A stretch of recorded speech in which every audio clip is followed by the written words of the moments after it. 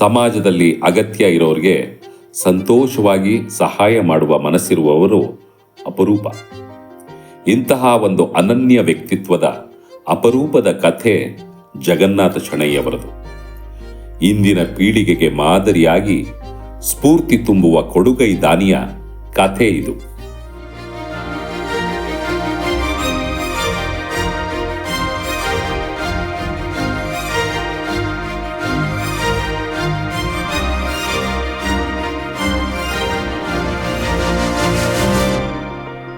ನನ್ನ ಹುಟ್ಟು 1954 ಜನವರಿ 20. ನಾವು ಅವಳಿ ಜವಳಿ, ನಮ್ಮ ಅಣ್ಣ ಮತ್ತು ನಾನು ಮೈಸೂರಲ್ಲೇ ಹುಟ್ಟಿ ಬೆಳೆದಿದ್ದು. ನಾವು ನಮ್ಮ ತಂದೆಯವರು ಎಂ ಗೋವಿಂದರಾವ್ ಅಂತ. 1961ರಿಂದ ಅವ್ರು ಇರೋದು 1975ವರೆಗೂ 15 ವರ್ಷದಲ್ಲಿ ತುಂಬ ಕೆಲಸ ರಾಷ್ಟ್ರೀಯ ಸಂಘ ಮಾಡಿದ್ರು. ನಮಗೆ ಗೊತ್ತಿರಲಿಲ್ಲ ಏನೇನು ಕೆಲಸ ಮಾಡಿದ್ರು ಅಂತ. ಉತ್ಥಾನ ಅವ್ರದ್ದು ಒಂದು ಪುಸ್ತಕ ಬಂತು. ಆ ಪುಸ್ತಕ ಓದಿದ ಮೇಲೆ ನಮ್ಗೆ ಗೊತ್ತಾಯಿತು ಇಷ್ಟೆಲ್ಲ ಕೆಲಸ ಮಾಡಿದಾರ ಅಂತ.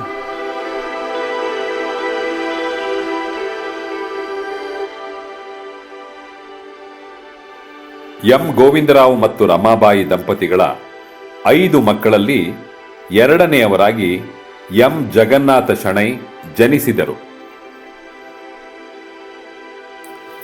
ಮೈಸೂರಿನ ಕ್ರೈಸ್ತ ಕಿಂಗ್ ಕಾನ್ವೆಂಟ್ನಲ್ಲಿ ಪ್ರಾಥಮಿಕ ಹಾಗೂ ಮಾಧ್ಯಮಿಕ ಶಾಲಾ ವಿದ್ಯಾಭ್ಯಾಸವನ್ನು ಮುಗಿಸಿ ಪ್ರೌಢಶಾಲಾ ವಿದ್ಯಾಭ್ಯಾಸವನ್ನು ಶಾರದಾ ವಿಲಾಸ್ ಪ್ರೌಢಶಾಲೆಯಲ್ಲಿ ಮತ್ತು ಬಿಕಾಂ ಪದವಿಯನ್ನು ಬನುಮಯ್ಯನವರ ಕಾಲೇಜಿನಲ್ಲಿ ಪಡೆದರು. 1975ರಲ್ಲಿ ನಮ್ಮ ತಂದೆಯವರು ಗತಿಯಾದರು. ಆಗ ನಮಗೆ 21-22 ವರ್ಷ. ಹಾಗೆ ನನ್ನ ಜವಾಬ್ದಾರಿ 21-22 ವಯಸ್ಸಿಗೆ ಬಂತು. ಗಣೇಶ್ ಬಿಡಿ ನಮ್ಮ ತಂದೆಯವ್ರ ಬದಲು ನಮಗೆ ಪಾರ್ಟ್ನರ್ ಆಗಿ ತೊಗೊಂಡ್ರು. ನಾವು 3 ಜನ ಗಂಡು ಮಕ್ಕಳು, ರಾಮನಾಥ್ ಶೆಣೈ, ಜಗನ್ನಾಥ್ ಶೆಣೈ ಆ್ಯಂಡ್ ಗೋಪಿನಾಥ್ ಶೆಣೈ. ಪಾರ್ಟ್ನರ್ಸು 13 ಜನ ಪಾರ್ಟ್ನರ್ ಇದ್ದರು. ಆಗ ಅಲ್ಲಿ ಸ್ವಲ್ಪ ಅವರ ವ್ಯವಹಾರ ಅಥವಾ ಏನೇ ಒಂದು ಒಪಿನಿಯನ್ ಅಂತ ಹೇಳ್ತೀವಿ, ಸ್ವಲ್ಪ ಹೆಚ್ಚು ಕಡಿಮೆ ಆಯಿತು. ಆಗ ಅದು ಕೋರ್ಟ್ಗೆ ಹೋಯಿತು. ಕೋರ್ಟಲ್ಲಿ ತೀರ್ಮಾನ ಆಯಿತು, ಯಾರು ಹೈಯೆಸ್ಟು ಈ ಕಂಪನಿಗೆ ಟೆಂಡರ್ ಮಾಡ್ತಾರೋ, ಕ್ಲೋಸ್ ಟೆಂಡರು ಅಂದರೆ ಕ್ಲೋಸ್ ಮಾಡಿ ಎನ್ವಲಪ್ಪಲ್ಲಿ ಹಾಕಿ ಕೋರ್ಟಿಗೆ ಕೊಡೋದು. ಆಗ ಅದನ್ನು ಒಂದು ದಿವಸ ತೆಗೆದು ಅವರು ಓಪನ್ ಮಾಡಿ ಹೇಳ್ತಾರೆ ಯಾರಿಗೆ ಏನು ಎಷ್ಟು ಬಂತು, ಎಷ್ಟು ಹಾಕಿದ್ರು ಟೆಂಡರು ಅಂತ. ಹಾಗೆ 95ರಲ್ಲಿ ನಾನು ತಗೊಂಡೆ ಈ ಕಂಪನಿನ.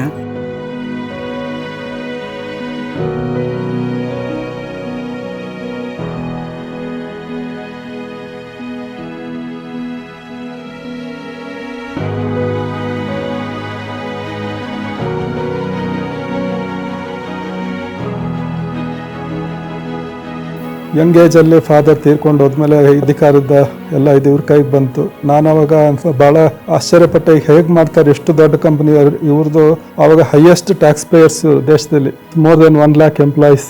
ಹೇಗೆ ಮ್ಯಾನೇಜ್ ಮಾಡ್ತಾರೆ ಅನ್ನೋದು ನನಗೆ ಭ್ರಮೆ ಇತ್ತು. ಬಟ್ ಅವ್ರ ಎಫಿಷಿಯನ್ಸಿನ ತೋರಿಸಿ ಆ ಸಂಸ್ಥೆನ ಉಳಿಸ್ಕೊಂಡು ಹೋಗಿದ್ದು ಮಾತ್ರ ಅಲ್ಲ, ಬೆಳೆಸ್ಕೊಂಡು ಹೋದರು. ಜೊತೆಗೆ ಸಮಾಜದಿಂದ ಇವ್ರಿಗೇನು ಉತ್ಪತ್ತಿ ಬಂದಿದೆ ಅದ್ರದ್ದು ಒಂದು ಪಾರ್ಟ್ ಸಮಾಜಕ್ಕೆ ಕೊಡಬೇಕು, ಸಮಾಜದ ಋಣ ನಾವು ಇಟ್ಕೋಬಾರ್ದು ಅನ್ನೋ ಒಂದು ಅವ್ರದ್ದು ಐಡಿಯಾ ಇದೆ. ಅದೇ ಥರ ಅವ್ರು ಬಂದಿದ್ದಲ್ಲಿ ಸಾಕಷ್ಟು ಹಣನ, ಲಕ್ಷಗಟ್ಟಲೆ, ಎಷ್ಟೋ ಸಲ ಕೋಟಿಗಟ್ಟಲೆನೂ ಅವ್ರು ಕೊಟ್ಟಿದ್ದು ನನಗೆ ಗೊತ್ತಿದೆ. ವ್ಯವಹಾರದಲ್ಲಿ ನಾನು ಯಾರಿಂದನೂ ಕಲ್ತಿದ್ದಿಲ್ಲ. ನನ್ನ ಪಾಡಿಗೆ ಸ್ವಂತ ನಾನೇ ಕಲ್ತಿದ್ದು. ಹೇಗೆ ಮಾಡಬೇಕು, ಏನು ಮಾಡಬೇಕು, ಯಾವ ರೀತಿ ನಾವು ಡೆವಲಪ್ ಮಾಡ್ಬೋದು, ಹೀಗೆ ಸ್ವಂತವಾಗಿ ನಾನು ನಮ್ಮ ಸಪ್ಲೈಯರಿಂದ ಹಿಡಿದು ಅವ್ರ ಹತ್ರ ಡಿಸ್ಕಷನ್ ಮಾಡಿ ಸ್ವಂತ ಪರಿಶ್ರಮದಿಂದ ನಾವು ನನ್ನ ಒಂದು ವ್ಯವಹಾರನ ಬೆಳೆಸಿದ್ದು. ಮತ್ತು ನನ್ನ ವ್ಯವಹಾರದಲ್ಲಿ ನಾನು ಯಾರಿಗೂ ಕೇಳ್ತಾ ಇರಲಿಲ್ಲ, ಯಾವುದು ಆಗಬೇಕು ಯಾವುದು ಬೇಡ, ನಾನೇ ಡಿಸಿಷನ್ ತೊಗೊಂಡು ನಾನೇ ಮಾಡ್ತಿದ್ದೆ. ಸೆಕೆಂಡ್ ಒಪಿನಿಯನ್ ಕೇಳ್ತಿರ್ಲಿಲ್ಲ ಯಾರಿಗೂ. ಮತ್ತು ಅದು ಸರಿನೋ ತಪ್ಪೋ ಅದು ನನ್ನದೇನೆ ಜವಾಬ್ದಾರಿ. ತಮ್ಮ 25ನೇ ವಯಸ್ಸಿನಲ್ಲಿ ಕೊಡಗಿನ ಶುಂಠಿಕೊಪ್ಪದ ಕುಸುಮ ಅವರ ಜೊತೆ ವಿವಾಹವಾದರು. ಮದುವೆ ಆದಾಗ ಅವ್ರ ಬಿಸ್ನೆಸ್ಸಲ್ಲೇ ಇದ್ದರು. ಆದರೆ ಅವ್ರ ಚಿಕ್ಕಪ್ಪಂದ್ರೆಲ್ಲ ನೋಡ್ಕೋತಾ ಇದ್ರು.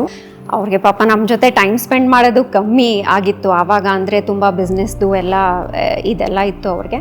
ಬಟ್ ಸ್ಟಿಲ್ ಆ ಟೈಮಲ್ಲೂ ಅವ್ರು ನಮಗೆ ಟೈಮ್ ಕೊಡ್ತಾಯಿದ್ರು. He used to make time for us also. Evenings ನಮ್ಮ ಜೊತೆ ಇಲ್ಲಿ ಮನೇಲೇ ನಮಗೆ ಸೈಕಲ್ ಕಲಿಸೋದು ಅಥವಾ ನಮ್ಮ ಜೊತೆ ಆಟ ಆಡೋದಾಗಲಿ, ಏನಾದರೂ ಒಂದು ಹೊರಗಡೆ ಆ್ಯಕ್ಟಿವಿಟೀಸಲ್ಲಿ ನಮ್ಮ ಜೊತೆ ಇದು ಮಾಡ್ತಾಯಿದ್ರು. Every day I feel proud that I am his daughter. In fact all the children feel the same. about him. There were so many ups and downs in life for me. So he's the one who made me, join the business, and from there I took it forward. It's been 15 years now.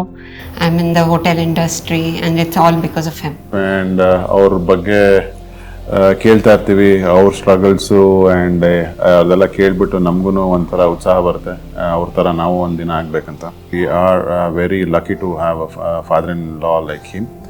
Is an institution by himself. ಅವರಿಂದ inspiration ತೊಗೊಳ್ಳೋವಂಥ ತುಂಬಾ ಇದೆ. ಒಂದೇ ಒಂದು ವರ್ಡಲ್ಲಿ ಹೇಳ್ಬೇಕಂದ್ರೆ ಆತ ಸಂಪೂರ್ಣವಾದ ಕರ್ಮಯೋಗಿ. ತುಂಬ ಒಳ್ಳೆಯವರು ಅನಿಸುತ್ತೆ, ಒಂಥರ ಫ್ರೆಂಡ್ಲಿ ಆಗಿದ್ದರು. ಅವ್ರನ್ನ ಮಿಸ್ ಮಾಡ್ಕೋತಾ ಇದ್ದೀನಿ ಅನಿಸುತ್ತೆ. ಈ ಪ್ಲೇಸಲ್ಲಿ ಇದ್ದೀವಿ ಅಂದರೆ ಅದು ನಮ್ಮ ಮಾವನವರಿಂದನೇ ಕಾರಣ. ಎಲ್ಲರಿಗೂ ನೀವು ಯಾರು ರೋಲ್ ಮಾಡೆಲ್ ಅದು ಇದು ಅಂತ ಕೇಳುವಾಗ ನಾವು ಎಲ್ಲೆಲ್ಲೋ ಇರೋರಿಗೆ ಹೇಳಲ್ಲ. ಮುಂದೆ ನಾವು ನೋಡಿರೋದ್ರಿಂದ ನಮ್ಮ ಜಗನ್ನಾಥನೇ ಅವರೇ ನಮಗೆ ರೋಲ್ ಮಾಡೆಲ್ ಅಂತ ನಾನು ಹೇಳ್ತೀನಿ ಯಾವಾಗಲೂ. ತುಂಬ ಪ್ರೌಡ್ ಆಗುತ್ತೆ, ನಾನು ಇವತ್ತು ಅವ್ರ ಫ್ಯಾಮಿಲಿಯಲ್ಲಿ ಒಬ್ಬಳಾಗಿದ್ದೀನಿ ಅನ್ನೋದು ನನಗೆ ತುಂಬ ಖುಷಿ ಇದೆ. ನನ್ನ ಪುಣ್ಯ ಅಂತಲೇ ಹೇಳ್ಬೋದು. ಯಾವುದೇ ವಿಷಯದಲ್ಲಿ ಹಿಂದೆ ಮುಂದೆ ನೋಡ್ದಲ್ಲೇ ನಡೆಸ್ಕೊಂಡು ಹೋಗಿದ್ದಾನೆ. ಅಪ್ಪ ನಮಗೆ ಹೇಳ್ತಾ ಇರಲಿಲ್ಲ ಏನೂ ಬಂದು ಹಿಂಗೆ ಮಾಡಿದ್ದೀನಿ ಅಂತ ಒಂದು ವಿಚಾರನೂ ಅವರು ಯಾವತ್ತೂ ಹೇಳ್ದವ್ರಲ್ಲ. ಸೊ ನಮಗೆ ಬೇರೆಯವರಿಂದ ಗೊತ್ತಾಗೋದು, ಆ ಬೇರೆಯವರಿಂದ ನಮಗೆ ನಮ್ಮ ತಂದೆ ಒಳ್ಳೆತನ ಗೊತ್ತಾಗೋದಿದೆಯಲ್ಲ, that itself is a very proud moment for all of us. ಏನಾದರೂ ಒಳ್ಳೆ ಕೆಲಸಕ್ಕೆಲ್ಲ ಕೊಟ್ಟರೆ, ಒಳ್ಳೆಯವ್ರಿಗೆ ಕೊಟ್ಟರೆ ಖುಷಿ ಆಗ್ತಾಯಿತ್ತು, ಇಷ್ಟೊಂದೆಲ್ಲ ಮಾಡ್ತಾ ಇದ್ದಾರೆ ಅಂತೇಳಿ. ಚಿಕ್ಕಂದಿನಿಂದಲೂ ಜಗನ್ನಾಥ ಶೆಣೈಯವರಿಗೆ ಪ್ರಾಣಿ, ಪಕ್ಷಿ, ಗಿಡ, ಮರ, ಸುತ್ತಲಿನ ಪರಿಸರದ ಬಗ್ಗೆ ವಿಶೇಷವಾದಂಥ ಕಾಳಜಿ. ಕೆಲಸದವ್ರು ಇಲ್ಲ ಅಂದ್ರೂ ಸೆಗಣಿ ತೆಗೆಯೋದು, ಕ್ಲೀನ್ ಮಾಡೋದು, ಅದೆಲ್ಲ ನಮಗೆ ಇಷ್ಟ ಮಾಡಬೇಕು ಅಂತ. ಯಾಕಂದರೆ ಮೊದಲಿಂದನೂ ಬಂದು ಹೋಗಿದೆ ಅದು ಮಾಡಬೇಕು ಅಂತ. ಹಾಗೆ ನಮಗೆ ಒಡನಾಟಿಕೆ ತುಂಬ ಇದೆ. ದೇವರು, ಧರ್ಮಗಳಲ್ಲಿ ಅಪಾರ ನಂಬಿಕೆ, ಗುರುಗಳಲ್ಲಿ ಭಕ್ತಿ, ಗುರುಗಳ ಅನುಗ್ರಹವೇ ನನ್ನ ಶ್ರೇಯಸ್ಸಿಗೆ ಕಾರಣವೆಂದು ನಂಬುವ ಮಹಾನ್ ಗುರುಭಕ್ತ ಶ್ರೀ ಜಗನ್ನಾಥ ಶೆಣೈ. ನಮ್ಮ ತಂದೆಯವರಿಗೆ ತುಂಬ ಸಂಗೀತದ ಮೇಲೆ ಮತ್ತು ಹಾಡಿನ ಮೇಲೆ ಪ್ರೀತಿ ಇತ್ತು. ನಮ್ಮ ದೊಡ್ಡ ಅಕ್ಕ ಅವ್ರಿಗೆ ಒಂದು ವೀಣೆನ ಕಲಿಸ್ಬೇಕು ಅಂತ ಹೇಳಿ ಒಬ್ಬರನ್ನ ಅಪಾಯಿಂಟ್ ಮಾಡಿದರು. ಮನೆಗೆ ಬಂದು ಹೇಳ್ತಾಯಿದ್ರು. ಹೀಗೆ ನಾವೆಲ್ಲ ಕೇಳ್ಕೊಳ್ತಾ ಇದ್ವಿ. ಹಾಗೆ ನಮಗೆ ಕುತೂಹಲ ಬೆಳೀತಾ ಬಂತು. ಆಮೇಲೆ ನಮ್ಮ ತಂದೆಯವರು ಹೇಳೋದು ಇದಕ್ಕಿಂತ ಒಳ್ಳೆಯದು ಸಿತಾರು ಅಂತ. ಆದ್ದರಿಂದ ಸಿತಾರು ತರಿಸಿ ಸಿತಾರನ್ನು ಕಲಿಸಿದ್ರು. ಹೀಗೆ ನಾನು ಒಂದು 5 ವರ್ಷ ಕಲಿತೆ. ಹೀಗೆ ಈ ಒಂದು ಕಲ್ಚರಲ್ ಆ್ಯಕ್ಟಿವಿಟೀಸಲ್ಲಿ ನಂಗೆ ತುಂಬ ಇಂಟ್ರೆಸ್ಟ್ ಶುರು ಆಯಿತು. ಯಾವುದೇ ಒಂದು ಸಂಗೀತದಾಗಲಿ ನಾನು ಹೋಗಿ ಕೇಳ್ತಾ ಇದ್ದೆ, ಅದನ್ನು ಬೆಳೆಸಬೇಕು. ಅದರಲ್ಲೂ ಯಂಗ್ಸ್ಟರ್ಸ್ ಯಾರಾದರೂ ಇದ್ದರೆ ಅವ್ರಿಗೆ ಒಂದು ಸಹಾಯ ಮಾಡೋದು ನಮ್ಮ ಒಂದು ಕರ್ತವ್ಯ ಮತ್ತು ನಮ್ಮೊಂದು ಮನಸ್ಸಿನ ಸಂತೋಷಕ್ಕೋಸ್ಕರ ನಾವು ಕೊಡೋದು. ಇದೇ ಅಂತ ಅಲ್ಲ, ಇದನ್ನು ಬೆಳೆಸಬೇಕು ಇಂಥ ಒಂದು ಕಲೆನ, ಅದು ನನ್ನ ಮನಸ್ಸಲ್ಲಿ ಇತ್ತು. ಅದನ್ನು ಬೆಳೆಸ್ತಾ ಇದ್ದೀನಿ. ಮೈಸೂರಿನಲ್ಲಿ ಪುಡುಗೈದಾನಿ ಅಂದರೆ ಅವರೊಬ್ಬರೇ ನನಗೆ ಗೊತ್ತಿರೋಗೆ. ಅವ್ರ ತಂದೆ ಕಾಲದಿಂದ ಅದನ್ನು ಮುಂದುವರಿಸಿದ್ದಾರೆ. ಜಗನ್ನಾಥ ಶೆಣೈಯವರು ನಮ್ಮ ಬರೀ ಟ್ರಸ್ಟ್ ಮಾತ್ರ ಅಲ್ಲ, ಅನೇಕ ಸಂಗೀತ ಸಭೆಗಳು, ಆಮೇಲೆ ವಿದ್ಯಾ ಕ್ಷೇತ್ರದಲ್ಲಿ ಅವರು ತುಂಬ ಅಪಾರವಾದ ಸೇವೆ ಮಾಡಿದ್ದಾರೆ. ದೊಡ್ಡವರು ಅಂದರೆ ಅದೊಂದು ಸಂಸ್ಕಾರ. ಎಲ್ಲರಿಗೂ ಅವರು ಹಿರಿಯರಿಗೆಲ್ಲ ಕಾಲಿಗೆ ನಮಸ್ಕಾರ ಮಾಡ್ತಾರೆ. ರಸ್ತೆ ಇರಲಿ, ಮನೆ ಇರಲಿ, ಎಲ್ಲೇ ಇರಲಿ, ಆಫೀಸ್ಗೆ ಹೋಗಲಿ, ಒಂದು ಶಿಸ್ತು ಮೊದಲಿಂದ ಬಂದಿದೆ, ಅದನ್ನು ಕಾಪಾಡ್ಕೊಂಡು ಬಂದಿದ್ದಾರೆ. ಎಳೆಯ ವಯಸ್ಸಿನಲ್ಲಿಯೇ ಅಪಾರ ಕಷ್ಟ ನಷ್ಟಗಳನ್ನು ಅನುಭವಿಸಿದರೂ ಬೇಡಿ ಬಂದವರಿಗೆ ಕೊಟ್ಟು ಸತ್ಕರಿಸುವ ಮಹಾದಾನಿ. ತಮ್ಮ ಸಿಬ್ಬಂದಿ ವರ್ಗಕ್ಕೆ ಮಾರ್ಗದರ್ಶಕ, ಬಂಧು ಬಳಗಕ್ಕೆ ಸಹಾಯಕ, ಮಿತ್ರ ಪರಿವಾರಕ್ಕೆ ಹಿತೋಪದೇಶಕ. ಹೀಗೆ ಇವರಿಗೆ ಎಲ್ಲರಿಗೂ ಒಳಿತನ್ನು ಬಯಸುವ ಮನಸ್ಸು.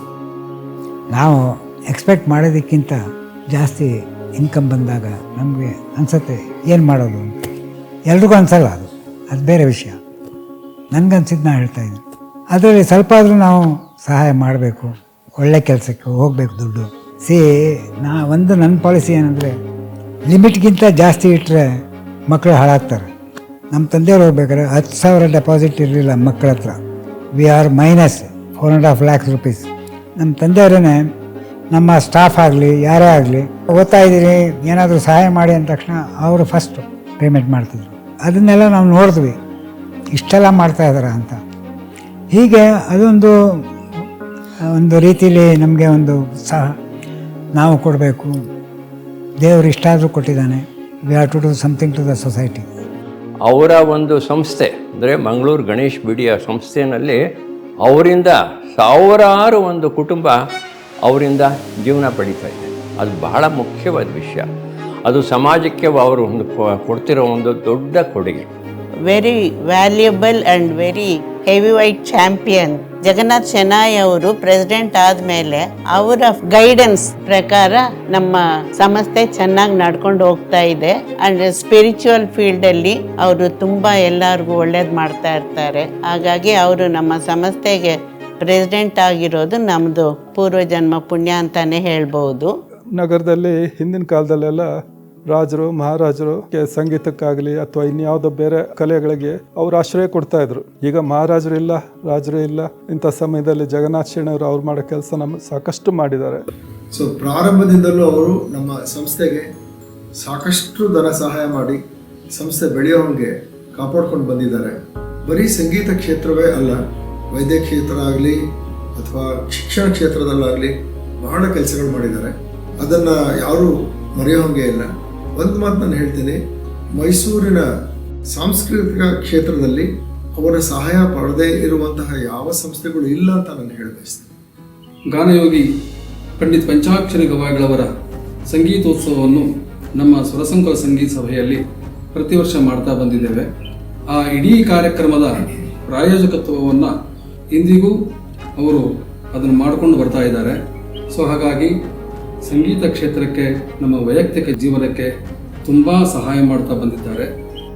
ಬಂಟ್ವಾಳ ಸುಲೋಚನಾ ಮಾಧವ ಶೆಣೈ ಟ್ರಸ್ಟ್, ಕಾಮಾಕ್ಷಿ ಆಸ್ಪತ್ರೆಯ ಟ್ರಸ್ಟ್, ಸರಸ್ವತಿ ವಿದ್ಯಾ ಮತ್ತು ಸಾಂಸ್ಕೃತಿಕ ಟ್ರಸ್ಟ್ ಅಧ್ಯಕ್ಷರಾಗಿದ್ದಾರೆ ಇವರು.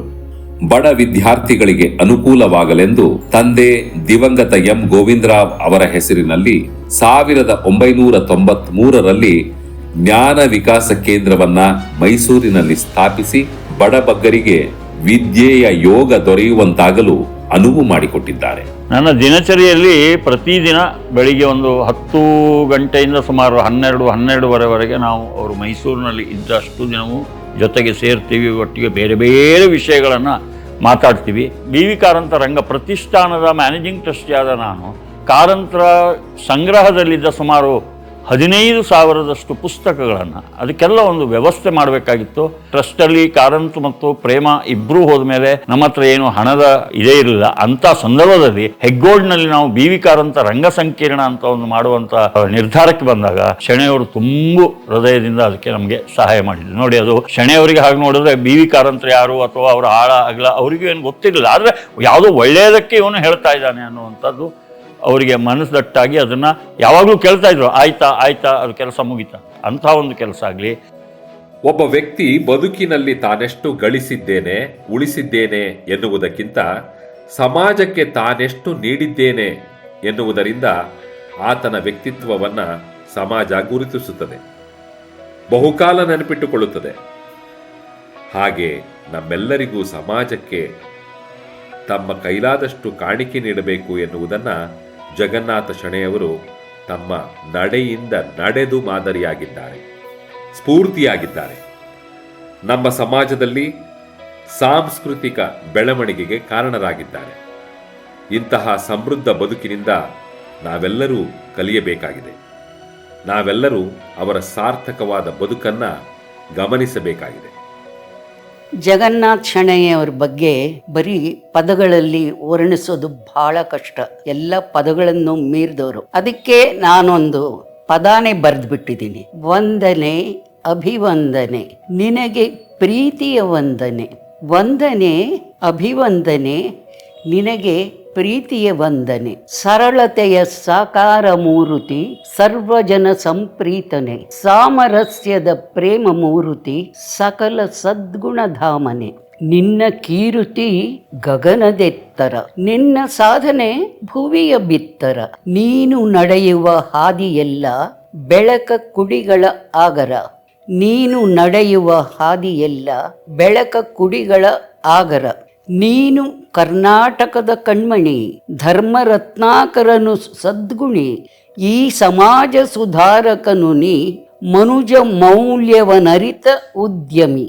ನೀನು ಬಡವರ ಭಾಗ್ಯಧೇನು, ಸಂಘ ಸಂಸ್ಥೆಗೆ ದಾನಿ ನೀನು, ನಮ್ಮ ಸಂಸ್ಕೃತಿ ಹೃದಯ ನೀನು, ಅದರ ಏಳ್ಗೆಗೆ ಬದ್ಧ ನೀನು.